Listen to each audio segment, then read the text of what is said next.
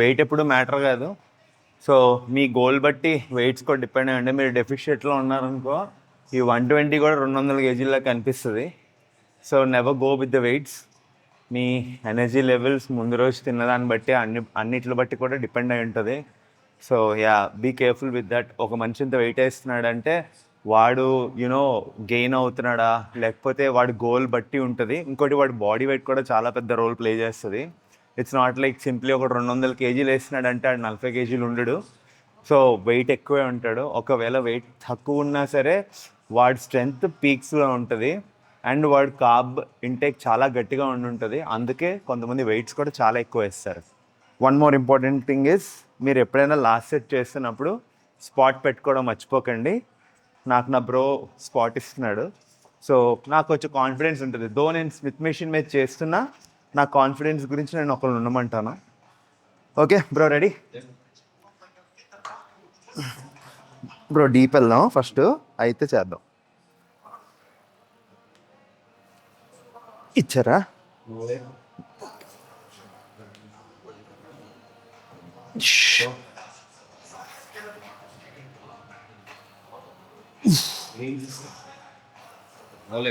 Very good.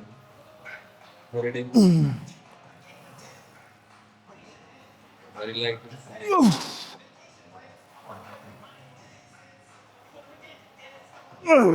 Very good, very good. Fuck, thanks bro. మనోడు spot ఉన్నాడు కాబట్టి ఇంకో 2 reps ఎక్కువ వచ్చాయి. ఎందుకంటే ముందు సెట్ నేను 6 చేసా, ఇది 8 చేసినట్టున్నా. ఒక కాన్ఫిడెన్స్, ఓకే ఒక మనిషి వెనకాతలు ఉన్నాడు, చేయొచ్చు. ఒకవేళ తేడా ఉంటే మనం వెంటనే లాక్ కొట్టేస్తాడని. ఇదే మీకు ట్రెడిషనల్ స్క్వాట్స్ మీరు చేస్తే మీకు ఆ లాకింగ్ ఉండదు. సో మ్యాండేటరీగా ఒక స్పాట్ పెట్టుకోవాలి. ఈ మెషిన్ తాలూకు ఒక గొప్పతనం ఉంది. I don't know why also. నేను ఈ మెషిన్ చాలా లైక్ అవుతా బికాస్ ఈ పొజిషన్ మనకి స్టాటిక్గా ఉంటుంది అండ్ మోరోవర్ మొత్తం మనం we push it harder and complete legs మీద అవుతుంది. కొన్ని స్వింగింగ్ మెకానిజమ్స్ ఉంటాయి. I don't know how that works, but yeah, ముందు జిమ్స్లో నేను చేశాను, నాకు అంత ఎఫెక్టివ్గా అనిపించలేదు. But especially these kind of things, ఇదైతే మాత్రం నాకు చాలా నచ్చింది. బ్యాక్ స్టాటిక్గా అనుకొని మనం వర్కౌట్ చేస్తున్నప్పుడు you feel your legs more. That's what my experience says that. నేను ఇన్నేళ్ళ నుండి ఎక్స్పీరియన్స్ నేనైతే అదే చెప్పగలను. హోప్ మీరు ఎప్పుడైనా సరే ఇలాంటి డిఫరెన్సెస్ మీకు అనిపిస్తే ప్లీజ్ కింద కమెంట్స్లో మెన్షన్ చేయండి. యూ ఫెల్ట్ ఇట్ అన్నట్టు. నేనైతే మాత్రం చాలా డిఫరెన్స్ ఫేస్ చేస్తాను. Yeah, okay, let's bump in to it. So warmup set చేసేసాను. So it's 25 and I don't know how much this weighs. అది ఎంత వే చేస్తుందో తెలియదు. ఈ 2 కౌంట్ చేసుకుంటే 50. So this is my first set. హో,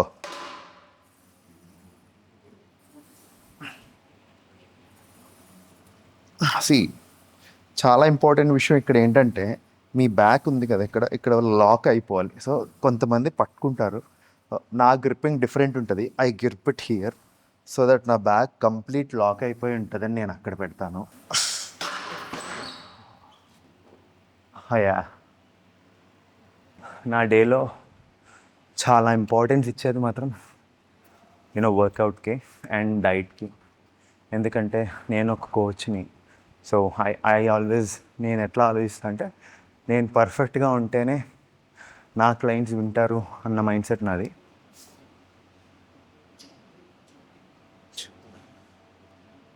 హీటెడ్ లెగ్ కర్ల్స్ హ్యామ్స్ట్రింగ్ కోసం చేస్తాం. ఇది సింపుల్ ఎక్స్టెన్షన్కి రివర్స్లో చేస్తాం. సో మీ దగ్గర ఇలాంటి ఎక్విప్మెంట్ ఉంటే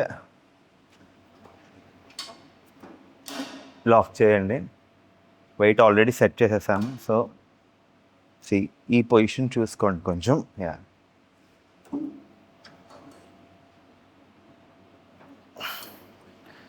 you have to feel it. Okay, hamstrings మీరు ఫీల్ అవ్వాలి. That's very important.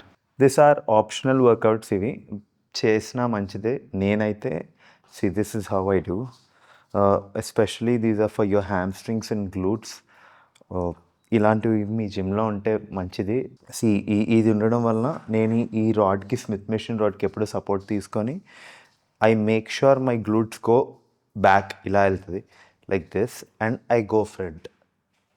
This is the position, one of the best exercise. అండ్ ప్రాపర్గా చేయకపోతే బ్యాక్ మీద కూడా పడుతుంది. సో మీరు దిగుతున్నప్పుడు you can get down like this, but I suggest you people ఇలా వెళ్ళండి.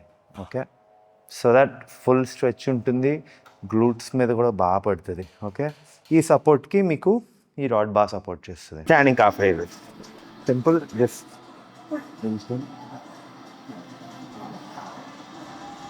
ఈ వర్కౌట్స్ లెగ్స్కి చాలా ఎక్కువ. సో ప్రాపర్గా మనకి హ్యామ్స్ట్రింగ్, క్వాడ్స్, గ్లూట్స్, కాఫ్ అన్నీ మంచిగా బిల్ట్ అవుతాయి. కానీ ఇంకొక ఇంపార్టెంట్ పాయింట్ ఏంటంటే వర్కౌట్ ఒక్కటే కాదు, మీ డైట్, మీ రికవరీ, హైడ్రేషన్ అన్నీ కరెక్ట్గా ఉండాలి. అప్పుడే రిజల్ట్స్ అన్నవి చూస్తారు. సబ్స్క్రైబ్ చేయడం మర్చిపోవద్దు.